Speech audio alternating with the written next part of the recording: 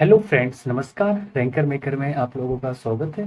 जैसे कि हम लोग देख रहे हैं कि एनसीईआरटी की जो हम आपकी सीरीज चला रहे हैं, इसके एनसीईआरटी ये क्लास 6 to 12 तक के लिए है। क्लास 6 to 12 तक का आपका एनसीईआरटी सब कुछ मिलेगा यहाँ पे। और इसमें हमने क्लास 6, 7 और 8 का आपका हिस्ट्री का कवर करा दिया है। इसके बाद आपका जो ज्योग्राफी चल रहा है, ज्योग्राफी प्लस एनवायरनमेंट का, तो क्लास 6 का हो गया, क्लास 7 का है, और 7 का ये चैप्टर नंबर 6 है। तो चैनल पे अगर कोई नया है तो चैनल को लाइक कर ले, सब्सक्राइब करें और अपने दोस्तों में शेयर कर दे, जिससे कि जिसको भी यूपीएससी की प्रिपरेशन करनी है, स्टेट पीसीएस की कोई भी एग्जाम देना, वनडे एग्जाम भी होगा, तो एनसीईआरटी देखो मोस्ट कंपलसरी, इसके बाहर कहीं भी कुछ चीज़ें नहीं आती। बहुत बेसिक से छोटी सी चीज़ को इसमें समझाया जाता है। तो आप जुड़ जाइए रैंकर मेकर के साथ। और आज हम बात करेंगे लेसन 6, मानव पर्यावरण अन्योन क्रिया उष्ण उष्ण कटिबंधीय एवं उपोष्ण प्रदेश के बारे में। चलिए शुरू करते हैं। तो उसमें एक कहानी एक बच्चे से ही स्टार्ट होती है। तो बहुत अच्छा रहता है एनसीईआरटी में बेसिक समझाने का तरीका। कि लिखा है कि रेणुका बहुत उत्साहित थी कि उसके चाचा श्रीकांत लगभग 4 महीने के बाद, कौन थे, एक रेणुका करके एक बच्ची की कहानी बता दे कि श्रीकांत लगभग 4 महीने के बाद आज घर में थे। वह एक वन्यजीव फोटोग्राफर। तो श्रीकांत उसके चाचा एक वन्यजीव फोटोग्राफर है। देखो इस कहानी से कोई मतलब नहीं, बट एक रिलेट कर रहे हैं क्या। बहुत यात्रा करते थे, बहुत छोटी उम्र से ही रेणुका की रुचि वन्यजीव एवं वनों में ही थी। जब उसके चाचा ने प्रकृति संबंधी पुस्तकों से उसका परिचय कराया तो दूरस्थ भूस्थल एवं वहां रहने वाले लोगों की तस्वीरें उसे हमेशा आकर्षित करती थी, कि जो चीजें उसको दिख रही है, तस्वीर खींचने का मन था उसका। तो देखते हैं, एक ये विश्व के विभिन्न भागों के निवासियों की पिक्चर बनी है, वहाँ पे कैसे कैसे लोग रहते हैं। तो रईसी भी है, गरीबी भी है, भुखमरी भी, सारी चीजें आपको इस पिक्चर में समझ में आ रही है। ठीक है। एक डिफरेंस पिक्चर है, हर चीज की, हर जगह की चीजें दिखाई गई आपको। इंडियन हो, भारतीय कल्चर से, ईसाई, सिख, हाँ, क्रिश्चियन, सब लोग दिखाएंगे। तो रेणुका, इन तस्वीरों में तुम विश्व के विभिन्न भागों के लोगों को देख सकती हो। उनके चाचा ने कहा इनमें से कुछ शुष्क रेगिस्तान के, कुछ बर्फीले प्रदेशों एवं कुछ गर्म और नम वर्षा वाले से। वे मुझसे कितना अलग दिखते हैं। अब ये बात हो रही है कि ऐसे डिफाइन करेंगे कि ऐसे लोग कहाँ रहते हैं, किससे दिखते हैं। तो रेणुका ने कहा, हाँ, वे देखने में भले ही अलग हो, लेकिन उनके भोजन, कपड़ा, मकान, खाना पीना जो भी रहेगा, जैसे जीवन मूल जो आवश्यकता है, हमारे समान ही है। सिंपल सा है, खाएंगे इंसान, कपड़ा भी पहनेंगे, रहेंगे भी। श्रीकांत चाचा ने कहा उनके बच्चे भी शायद तुम्हारी ही तरह खेलते हैं, कभी झगड़ते हैं, फिर समझौता कर लेते हैं, गाते हैं, नाचते हैं एवं घरेलू कार्यों में अपने परिवार की मदद करते हैं। तो वे प्रकृति के करीब रहते हैं एवं जीवन की शुरुआत में ही प्रकृति की देखभाल करना सीख जाते हैं। तो वे मछली पकड़ना एवं वनों से सामग्री एकत्र करना सीख जाते हैं। तो इसमें कहानी इतनी अच्छी बताई जाती है कि बच्चों को एकदम से शुरू से ही बताया जाता है क्या चीज़ों को आपको सही है, क्या गलत है, क्या करना, प्रकृति का कैसे बचाव करना, ये बताया जाएगा तो उसको आगे जाके चीजें पता ही चलेगी।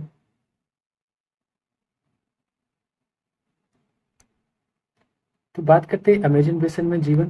तो यहाँ पे जीवन कैसे संभव है उसके बारे में देखते हैं। तो अमेजन बेसिन के विषय में जानने से पहले हम मानचित्र देखेंगे 6.2 अभी। तो ध्यान दें कि उष्णकटिबंधीय प्रदेश कर्क रेखा और मकर रेखा के मध्य स्थित है। ये ध्यान देना कि अभी बताते हैं आपको।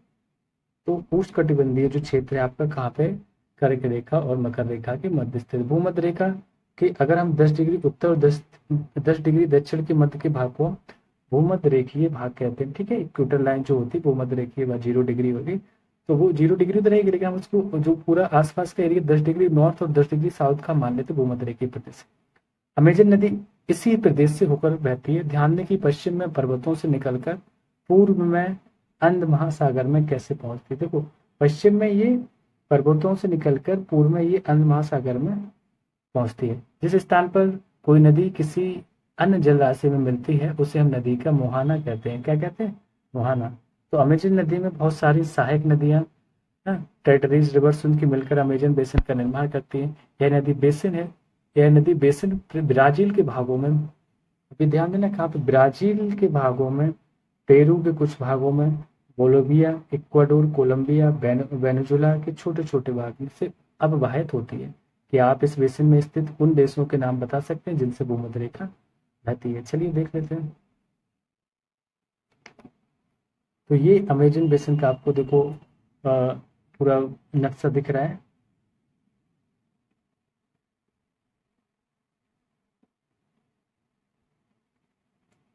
ठीक है, ये देखो 10 डिग्री था और यहाँ से ये इमेजिन रिवर्स है।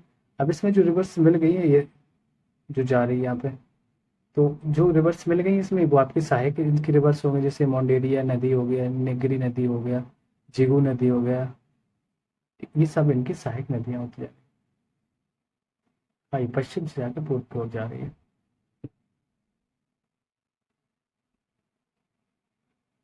और छोटा करके दिखा देते हैं।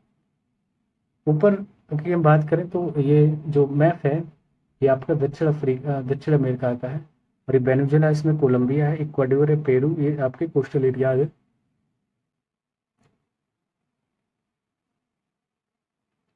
ठीक है, गुआना, फ्रेंच, सूरीनाम, यहाँ पे नीचे आएंगे चिली हो जाएगा, अर्जेंटीना और उरुग्वे।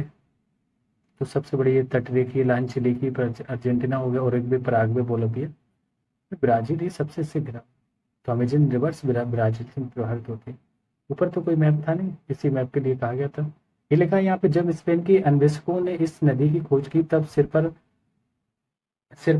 सुरक्षा कवच, हेडगियर एवं घास के स्कर्ट पहने पहने कुछ स्थानीय आदिवासियों ने उन पर आक्रमण किया। कि देखो, ये खोज कर रहे थे तो आदिवासी क्या है, जो प्रकृति प्रेमी होते हैं, तो उन्हें लगा कहीं छेड़छाड़ ना हो रहा है वो प्रकृति से, और लोगों ने इनके ऊपर आक्रमण किया। तो इन आक्रमणकारियों ने प्राचीन रोमन साम्राज्य के अमेजोन्स नामक महिला योद्धाओं के आक्रमण समूह की याद दिला दी, और इस प्रकार यहाँ का नाम अमेजन पड़ा था।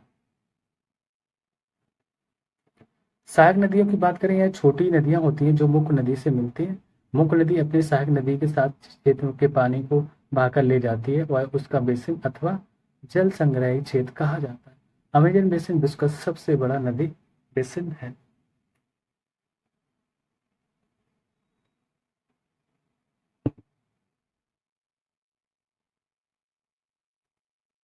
बात करते हैं जलवायु की।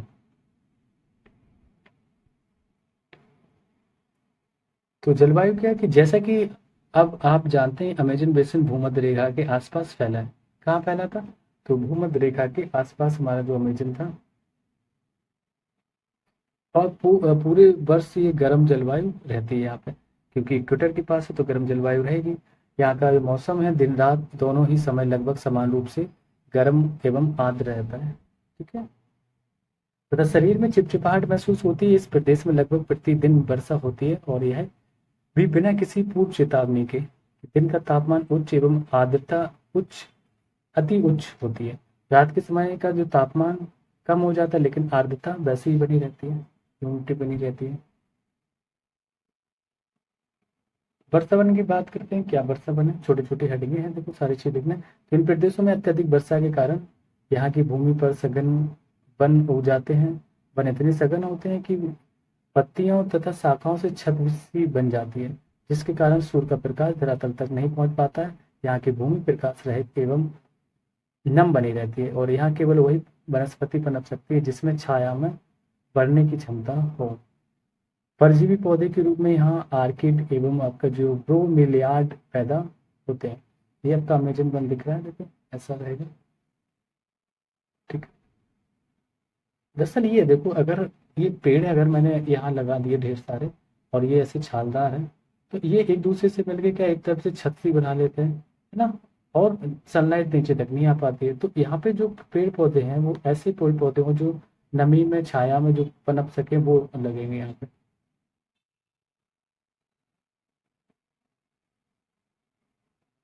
चलिए बात करते हैं आगे। लिखा है कि वर्षा वन में प्राणी जात की प्रचुरता होती है।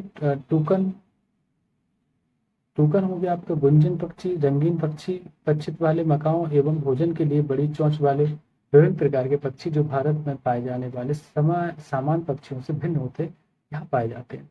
तो प्राणियों में यहाँ पे बंदर मिल जाएगा आपको, स्लॉथ मिल जाएगा, चींटी खाने वाले जो टैपिर भी यहाँ पाए जाते हैं। सांप एवं सरीसृप की कुछ प्रजातियां यहाँ पे मिल जाएंगी। ठीक है, तो इन वनों में पाई जाती हैं जैसे मगर, सांप, अजगर तथा एनाकोंडा एवं अम्बुआ, कुछ ऐसी प्रजातियां हैं। इसके अतिरिक्त हजारों कीड़े मकोड़े भी इस बेसिन में निवास करते हैं। मांस खाने वाले पिरान्या मत्स्य समेत मछलियां की विभिन्न प्रजातियां भी अमेजन नदी में पाई जाती हैं। इस प्रकार जीवों की विविधता की दृष्टि से यह बेसिन असाधारण रूप से समृद्ध है। ब्रोमिलियाड एक वर्ड आया था, इसको देख लो। एनसीईआरटी की खासियत है, ये एक भी वर्ड हार्ड लगेगा उसको डिफाइन कर देते अलग से। तो ब्रोमिलियाड का मतलब एक विशेष प्रकार का पौधा है जो अपनी पत्तियों में जल को संचित रखता है। मेढक जैसे प्राणी इन जल के पॉकेट का उपयोग अंडे देने के लिए करते हैं। आओ कुछ करके सीखे। कुछ टीवी चैनल विश्व के वन जीव जीवन जो चित्र प्रसारित करते हैं, इन्हें देखें एवं अपनी जानकारी अपने सहपाठियों को बताएं। ये टैपिड का पिक्चर है, देख लो, ये टैपिड है। तो वर्षावन के निवासी की बात करते हैं। यहाँ के लोग छोटे से क्षेत्र में बन के कुछ वृक्षों को काटकर अपने भोजन के लिए फसल लगा उगाते हैं। यहाँ के पुरुष शिकार करते तथा नदी में मछली पकड़ते हैं, जबकि महिलाएं फसलों का ध्यान रखती हैं। वे मुख्यतः टेपियोका या अनानास आपका है, शकरकंद है, ये सब उगाते हैं, क्योंकि मछली या शिकार मिलना अनिश्चित हो जाता है, क्योंकि यहाँ पे शिकार तो है नहीं, मछलियां है नहीं, तो ये फसलों को उगाते हैं। ऐसे में महिलाएं ही अपनी उगाई साग सब्जियों से अपने परिवार का भरण पोषण करती हैं। एक कर्तन एवं दहन कृषि पद्धति, कौन सी कृषि पद्धति है, ये ध्यान देना है यहाँ पे कि कर्तन एवं दहन कृषि पद्धति का प्रयोग करते हैं। इसका मुख्य आहार मैनियोक है, जिसे कसावा भी कहते हैं, तथा यह आलू की तरह जमीन के अंदर पैदा होता है। ये चींटियों की रानी एवं अंडकोश भी खाते हैं। कॉफी की बात करें, कॉफी और मक्का एवं कोको जैसी नगदी फसल भी यहाँ उगाई जाती है। वर्षावन अत्यधिक मात्रा में घरों के लिए लकड़ी प्रदान करते हैं। कुछ परिवार मधुमक्खी के छत्ते के आकार वाले छत पर छप्पर के घरों में रहते हैं, जबकि कुछ लोग मलोका, तो नए नए वर्ड आएंगे इन्हें समझना, मलोका कहे जाने वाले अपार्टमेंट जैसे घरों में रहते हैं, जिसकी छत तीव्र ढलान वाली होती थी। तो अमेजन बेसिन के लोगों का जीवन धीरे धीरे बदल रहा है, और पुराने समय में वन के अंदर पहुंचने के लिए नदी मार्ग की यात्रा या उपाय था, और 1970 में ट्रांस अमेजन महामार्ग बनने से बरसा वन के सभी भागों तक पहुंचना संभव हो गया है। अनेक स्थान पर पहुंचने के लिए हवाई जहाजों तथा हेलीकॉप्टर का उपयोग किया जाता है। तो इस प्रक्रिया के फलस्वरूप वहाँ की जो मूल आबादी को उस क्षेत्र से बाहर निकल कर नए क्षेत्र में बसना पड़ा, जहाँ वे अपने पौराणिक तरीके से खेती करके रहते हैं। तो ये लिखा है कि विकास की गतिविधियों के कारण जैविक विविधता वाले जो वर्षा वन धीरे धीरे नष्ट हो रहे हैं। ऐसा अनुमान है कि प्रतिवर्ष अमेजन बेसिन के वर्षा वन का बड़ा भाग लुप्त हो रहा है, मतलब जंगलों को काटा जा रहा है, लोग घर बनाने के चक्कर में। आप देख सकते हैं कि वर्षा वनों में के लुप्त होने से व्यापक प्रभाव होता है। तो ये देखो पिक्चर से समझ में आएगा कि वर्षा वन के कारण मिट्टी की ऊपरी परत पर बह जाती है एवं सघन वन बंजर भूमि में बदल जाते हैं। तो स्टार्टिंग में ऐसे ही वन था, लेकिन यही वन धीरे धीरे काटे जा रहे हैं, ऐसे घर बनाए जा रहे हैं, फिर और काटे जा रहे हैं। तो देख लो ना कि वनों की कितनी कमी होती जा रही है। उस साइड से लिखा था, एक वर्ड आया था कर्तन एवं दहन। तो कर्तन और दहन के मतलब कि कर्तन एवं दहन की पद्धति में किसान पहले वृक्षों एवं झाड़ियों को काटकर भूमि साफ करते हैं, फिर उनको जलाया जाता है, जिससे पोषक तत्व मिट्टी में मिल जाते हैं। इस साफ भूमि पर कुछ वर्षों तक फसल पैदा की जाती है। तो जमीन के इस टुकड़े के बार बार प्रयोग से मिट्टी में पोषक तत्वों का अभाव हो जाता है, इसलिए इस टुकड़े को छोड़ दिया जाता है। मतलब वो शिफ्टिंग कृषि एग्रीकल्चर है आपकी, झूमिंग कृषि जैसे कह देते हैं, वो चीज। इसके बाद फसल उगाने के लिए किसी दूसरे स्थान का साफ किया जाता था। इस बीच पुराने खेतों से छोटे छोटे वृक्ष उग जाते थे। इस प्रकार मिट्टी से पुनः उपजाऊ बन जाती है। तब लोग इस भूमि के टुकड़ों को पुनः जोड़ सकते थे।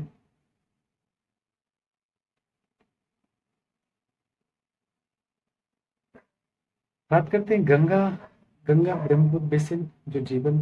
आप पुरानी कोई भी हिस्ट्री पढ़ कर देखिए, मॉडर्न हिस्ट्री या फिर प्राचीन हिस्ट्री से, मॉडर्न है कुछ भी, तो आपको यही मिलेगा कि गंगा बेसिन के ही सारे राजाओं का जो युद्ध होते थे, या कुछ भी हम बोले, अगर त्रिपिटक जो युद्ध भी हुआ था, जिसमें आपका गुर्जर प्रतिहार है ना, राष्ट्रकूट और पाल, बस तीनों लड़े थे, यही कन्नौज को लेके, गंगा नदी का बेसिन को लेके कि फर्टिलिटी अच्छी रहती है, खेती किसानी हो जाएगी, खाने के लिए रहना अच्छी रहेगी, पानी की व्यवस्था रहेगी। फिलहाल हम अपना यहाँ ज्योग्राफी का सेक्शन देखते हैं, गंगा ब्रह्मपुत्र बेसिन में जीवन।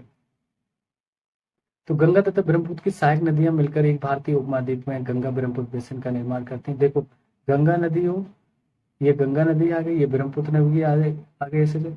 अब इसमें जो टेरिटरीज आएंगी इधर उधर से, इसकी सहायक नदियां मिल जाएंगी।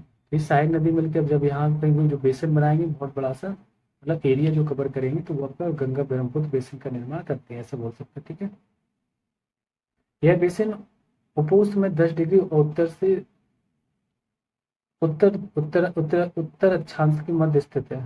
ठीक है, तो कहाँ पे, तो जो उपोष्ण है आपका, उपोष्ण में 10 डिग्री उत्तर से 10 डिग्री 30 डिग्री उत्तर अक्षांश के मध्य स्थित है। घाघरा है, जैसे आपकी सोन रिवर रिवर हो गई, तो घाघरा, सोन, चंबल, गंडक, कोसी जैसी गंगा की सहायक नदियां एवं ब्रह्मपुत्र की सहायक नदियां इसमें अप्रवाहित होती हैं। कौन कौन सी, घाघरा हो गई है, सोन है, चंबल, गंडक, कोसी जैसी गंगा की सहायक नदी, ये सब गंगा की सहायक नदियां। ब्रह्मपुत्र की सहायक नदियों की इसमें बात करें तो इसमें अप्रवाहित होती हैं। एटलस की सहायता से ब्रह्मपुत्र की कुछ सहायक नदियों के नाम ढूंढे, आप बता सकते हैं, है ना, बताया नहीं है यहाँ पे। गंगा एवं ब्रह्मपुत्र के मैदान, पर्वत एवं हिमालय के गिरिपात तथा सुंदरबन डेल्टा से ये सब प्रभावित होती है। सुंदरबन डेल्टा इस बेसिन की मुख्य विशेषता है, और मैदानी क्षेत्र में अनेक चाप झील पाई जाती है। जानते हैं कौन सी झील है, चाप झील पाई जाती है। यहाँ की जलवायु चाप झील, वही नदी ऐसे ऐसे आ रही थी, फिर ये कट गई, फिर सीधी आने लगी, तो ये जो एरिया कट के हो गया वो चाप। तो यहाँ की जलवायु मुख्यतः मानसूनी है, मानसून के में मध्य जून के मध्य सितंबर के बीच वर्षा होती है। ग्रीष्म ऋतु में गर्मी एवं शीत ऋतु में ठंडी होती है। भारत का मानचित्र देखिए और उन राज्यों के नाम बताइए जहाँ गंगा ब्रह्मपुत्र बेसिन स्थित है। तो उत्तर प्रदेश, बिहार गंगा हो जाएगा, ब्रह्मपुत्र आपका वहाँ पे ये आएगा आपका सिक्किम होते हुए अरुणाचल प्रदेश से। तो बेसिन क्षेत्र में विभिन्न प्रकार की शिलाकृतियां हैं। जनसंख्या के वितरण में पर्यावरण की प्रमुख भूमिका होती है। तीव्र ढाल वाले पर्वतीय क्षेत्र बसने के लिए प्रतिकूल है, अतः गंगा ब्रह्मपुत्र बेसिन के पर्वतीय क्षेत्र में कम लोग रहते हैं। ध्यान देना, क्या कह रहे हैं कि गंगा ब्रह्मपुत्र बेसिन के पर्वतीय क्षेत्र में कम लोग रहते हैं। मानव प्रवास के लिए मैदानी क्षेत्र सबसे उपयुक्त है। यहाँ अतः यहाँ जनसंख्या घनत्व अधिक होती है। कौन से, मैदानी क्षेत्र में। यहाँ की मिट्टी उपजाऊ है, जिन स्थानों पर फसल उगाने के लिए समतल भूमि उपलब्ध है, वहाँ के लोगों का मुख्य व्यवसाय कृषि होता है। इस वजह से गंगा बेसिन में, ब्रह्मपुत्र बेसिन में ज्यादा लोग रहते हैं। खेती करने तो पानी की जरूरत रहेगी, फर्टिलिटी सिंपल जमीन की भी जरूरत रहेगी। ध्यान यहाँ की मुख्य फसल है धान, सॉरी धान यहाँ की मुख्य फसल है, क्योंकि धान की खेती के लिए पर्याप्त जल की आवश्यकता होती है, और यह उसी क्षेत्र में पाया जाता है जहाँ अधिक वर्षा होती है।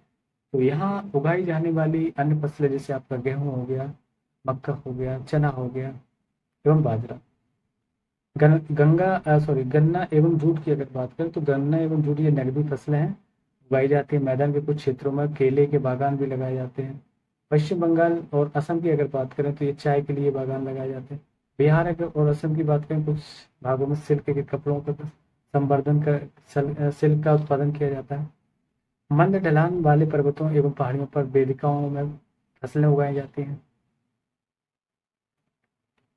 तो विभिन्न भू आकृतियों के अनुसार वनस्पति में भी भिन्नता पाई जाती है। गंगा ब्रह्मपुत्र के मैदानों में जैसे आपके सागवान है, साखू या पीपल के साथ उष्णकटिबंधीय पर पर्णपाती पेड़ भी पाए जाते हैं। ब्रह्मपुत्र के मैदानी क्षेत्रों में घने बांस के घने झुरमुट पाए जाते हैं। डेल्टा क्षेत्र मैंग्रोव वन से घिरा है, इससे घिरा है मैंग्रोव से। इसमें आपका जैसे उत्तराखंड है, सिक्किम और अरुणाचल प्रदेश की ठंडी जलवायु एवं तीव्र ढाल वाले भागों में चीड़ या देवदार एवं फर जैसे शंकुधारी पेड़ पाए जाते हैं।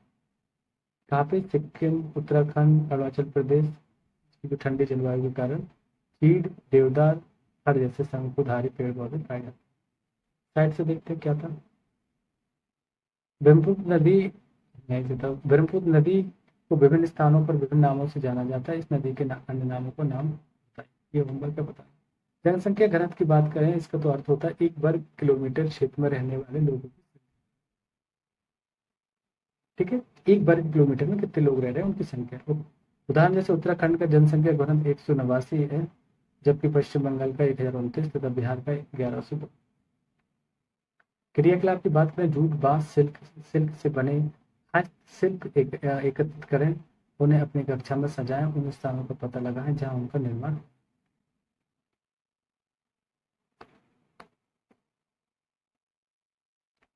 तो बेसन में विविध प्रकार के वन्यजीव पाए जाते हैं। इनमें हाथी होगा, आपका बाघ भी हो सकता है, हिरण भी है, बंदर आदि समान रूप से पाए जाने वाले जीव। एक सींग वाला गैंडा ब्रह्मपुत्र के मैदानों में पाया जाता है।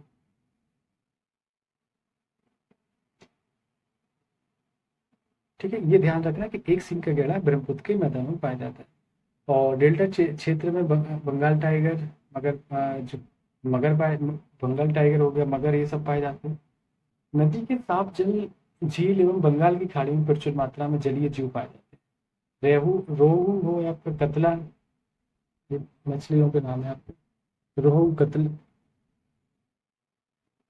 रोहू, कतला, हिल्सा मछलियों की सबसे लोकप्रिय प्रजाति है। मछली एवं चावल इस क्षेत्र में रहने वाले लोगों का मुख्य आहार।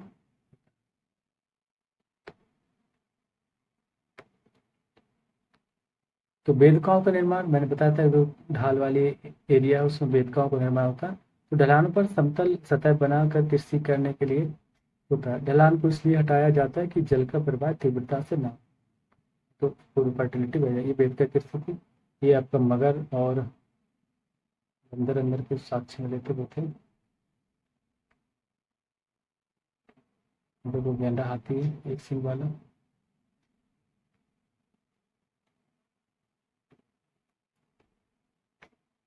तो ये झील जीविका का साधन एक केस के अध्ययन में कि विनोद एक मछुआरा है जो बिहार के मतवाली मौन गांव में रहता है। आज वह एक प्रसन्न व्यक्ति है। मछलियों को विभिन्न प्रजातियों को पालने के लिए उसने अपने साथ साथी मछुआरों को रविंद्र, किशोर, राजीव तथा अन्य के साथ मौन या चाप झील को साफ किया है। झील में उगने वाले स्थानीय खरपतवार को उन्होंने साफ किया है। बेलेनेरिया और हाइड्रा मछलियों का भोजन बनते हैं। झील के आसपास की भूमि उपजाऊ है, वह इस जमीन पर धान, मक्का एवं दलहन जैसी फसलें होता है। खेत की जुताई के लिए भैंसों का उपयोग किया जाता है। वहाँ के लोग बहुत संतुष्ट हैं। नदी में पकड़ने के बाद कुछ भी चीजें पकड़ें, खाने व बेचने के लिए काफी मछलियां हैं जिन्हें पकड़कर वो पास के शहरों में बेचते हैं। यह समुदाय प्रकृति के साथ समरसता बनाता रहता है। जब तक पास के शहरों का प्रदूषण इस झील तक नहीं पहुंचता, तब तक मत्स्य पालन कोई खतरा नहीं रहता। तो मतलब प्रदूषण शहरों से आता है, जब भी जाके इस पे खतरा होता है इसमें मुझे।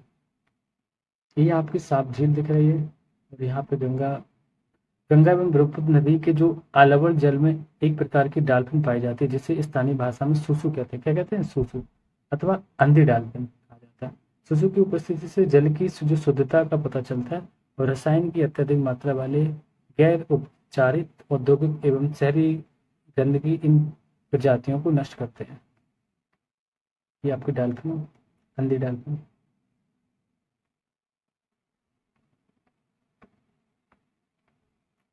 चलिए, ये लिखा है कि सार्वभौमिक स्वच्छता कवरेज प्राप्त करने और स्वच्छता पर ध्यान केंद्रित करने के प्रयासों में तेजी लाने के लिए भारत के प्रधानमंत्री ने 2 अक्टूबर 2014 को स्वच्छ भारत मिशन का शुभारंभ किया था। तो गंगा ब्रह्मपुत्र के मैदान में कई बड़े शहर एवं कस्बे स्थित हैं, जैसे इलाहाबाद, कानपुर, वाराणसी, लखनऊ, पटना, कोलकाता जैसे 10 लाख से अधिक आबादी वाले शहर गंगा नदी के तट पर स्थित हैं। इन शहरों तथा यहाँ की स्थिति लोगों को गंदा पानी बहकर नदी में ही जाता है, जिससे नदी प्रदूषित होती है। बड़े बड़े शहर इस वजह से बने हैं। ये नदी के तट पर स्थित वाराणसी शहर है। हाँ, बेसिन में यातायात का जो सुविकसित तंत्र अवस्थित उपस्थित है। आप देख सकते हैं कि गंगा ब्रह्मपुत्र बेसिन में यातायात के 4 मार्ग सुविकसित हैं। मैदानी इलाकों के लोग सड़क मार्ग एवं रेल मार्ग तथा एक स्थान से दूसरे स्थान तक जाते हैं। नदी के तटीय क्षेत्रों में जल मार्ग यातायात का प्रभावशाली माध्यम है। तो कोलकाता हुगली नदी पर स्थित एक महत्वपूर्ण पतन है, और मैदानी क्षेत्र में कई बड़े हवाई पतन भी स्थित हैं। तो गंगा नदी संरक्षण के लिए नमामि गंगे कार्यक्रम शुरू किया गया था। ये आपका मानस वन्यजीव अभ्यारण्य है। ये देखते हैं इसके बारे में। तो पर्यटन इस बेसिन की एक महत्वपूर्ण क्रिया है। आगरा में यमुना किनारे स्थित ताजमहल, इलाहाबाद में गंगा एवं यमुना नदी का संगम, उत्तर प्रदेश एवं बिहार में बौद्ध स्तूप, लखनऊ का इमामबाड़ा, असम का काजीरंगा एवं मानस वन्यजीव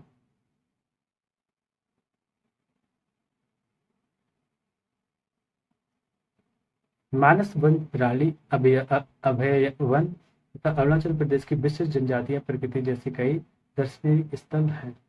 तो ये आपको मानस चीव का दिख रहा था। चलिए तो हम लोग देखो क्वेश्चन आंसर पे इसके पहुंच गए हैं। तो क्वेश्चन आंसर देखते हैं क्या है। ठीक है, क्योंकि हाँ लास्ट में रीडिंग के बाद सारे क्वेश्चन आंसर कवर करते हैं। तो इस अभ्यास में लिखा है कि आपको उत्तर देना कि उस महाद्वीप का नाम बताएं जो अमेजन बेसिन में स्थित है। बता दीजिए कौन है। महाद्वीप पूछा है, शहर नहीं पूछा, तो कौन सा हो जाएगा भैया? दक्षिण अमेरिका, मैंने बताया था अभी आपको, है ना। नेक्स्ट है, अमेजन बेसिन के लोग कौन सी फसल उपजाते थे? कौन सी फसल उपजाते थे भैया? अमेजन बेसिन के लोग जो थे हैं वो आपकी जो टैपियोका हो गया, अनन्यास हो गया, अनानास जिसको बोलते हैं, शकरकंद, मैनीयू, ऐसी फसलों को उगाते थे। नकदी फसल की अगर बात करें तो कॉफी, मक्का, कोको, ये सब था। अमेजन की वर्षावन में कौन से पक्षी पाए जाते थे? पक्षियों के नाम बता दें। पक्षी आपका टूकन था, गुंजन पक्षी था, रंगीन पंखों वाले पक्षी थे, भोजन के लिए जो बड़ी चोंच वाले पक्षी थे। ओके। गंगा नदी के तट पर कौन से प्रमुख शहर स्थित है? तो गंगा नदी के तट पर आपका इलाहाबाद है, कानपुर, वाराणसी, लखनऊ। तो बोल सकते लखनऊ एकदम से गंगा नदी के तट पे नहीं, बट उसमें काउंट किया गया। कोलकाता, सब ये उसी के बेसिन में आ जाए। एक सींग वाले गैंडे का कहाँ पर पाए जाते हैं? एक सींग वाले गैंडे जो आपके ब्रह्मपुत्र के मैदानों में, मतलब असम में पाए जाते हैं।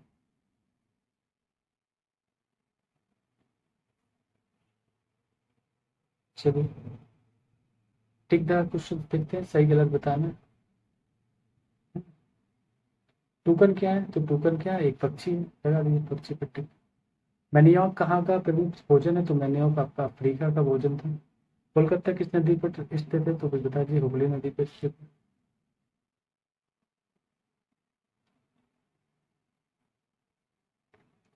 देवदार एवं जो फर किसके प्रकार है? ये शंकुधारी वृक्ष होते हैं, वो होते हैं। बंगाल टाइगर कहाँ मिलते हैं? ये बता दीजिए। डेल्टा क्षेत्रों में से कहाँ गया ये? अब ये मैच द फॉलोइंग है, आपको देखना है, इसे मैच करना है।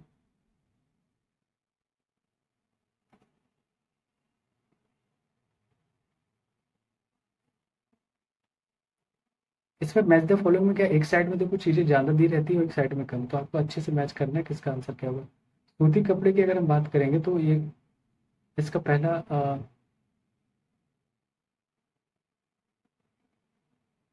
असम की बात करो पहले। असम दिख रहा है ना, असम क्या काजीरंगा, ऐसे ठीक है। और वेद का कृषि क्या थी ये? वेद का कृषि आपके आ जाएगा प्रियाना। ठीक है। मोला का आपका आ जाएगा ढालू, जो छत होती है वही मोला का। नेक्स्ट बात करें सूती कपड़े, तो ये सूती कपड़े आपका आ जाएगा गंगा के मैदान में ही ये भी पाए जाएंगे, क्योंकि इनको बनाया जाएगा। ओके, बस यही थे, एक साइड के मैच होगा। अच्छा, रेशम कीट बचा विधा वाला। तो रेशम की, एक मिनट एक मिनट, रेशम कीट आपका असम है, और ये काजीरंगा वाला कौन सा था?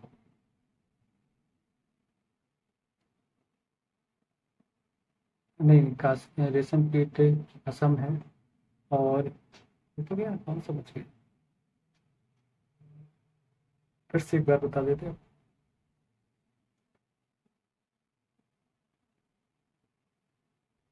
असम कीट, रेशम कीट,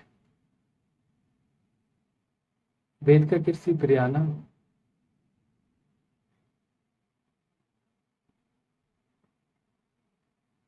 अच्छा, इसको एक्स्ट्रा करना पड़ेगा, तीसरे का नाम हो जाएगा। ठीक है। और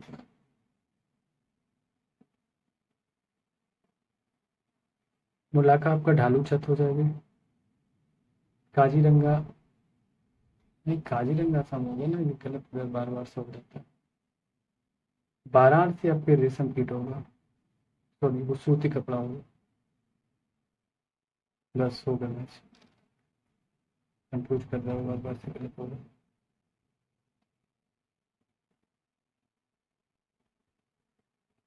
ठीक, चलिए क्वेश्चन आंसर देखते हैं। वर्षा वन लुप्त हो रहे हैं, क्यों हो रहे हैं बताइए।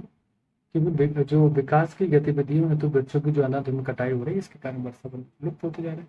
दूसरा क्वेश्चन लिखा है गंगा ब्रह्मपुत्र के मैदानों में धान की खेती होती है, तो बताइए क्यों होती है। धान की खेती के लिए जो हमें पर्याप्त जल की आवश्यकता होती है, ऐसे बोल सकते हैं। तो इस क्षेत्र में पर्याप्त मात्रा में हमें पानी मिल जाता है, या वर्षा इतनी होती है यहाँ पर कि नदियों का घना जाल है जहाँ पे है, ये धान के लिए सिंचाई हेतु पर्याप्त होता है। ठीक है। मानचित्र कौशल, ये आप मानचित्र बनाएंगे, देखेंगे, समझेंगे, उसको करके देखें, सारी चीजें एक्स्ट्रा है। तो देखो ये कुछ नहीं, क्रियाकलाप है, आपको क्वेश्चन आंसर अब कुछ नहीं, इतना ही था। तो आई होप आप लोगों को ये चीज़ें पसंद हो रही और जुड़े रहे रैंकर मेकर के साथ। चैनल को लाइक करें, सब्सक्राइब करें, अपने दोस्तों में शेयर भी करें। आपको एनसीईआरटी यहाँ पूरा कंप्लीट कराया जाएगा। Thank you for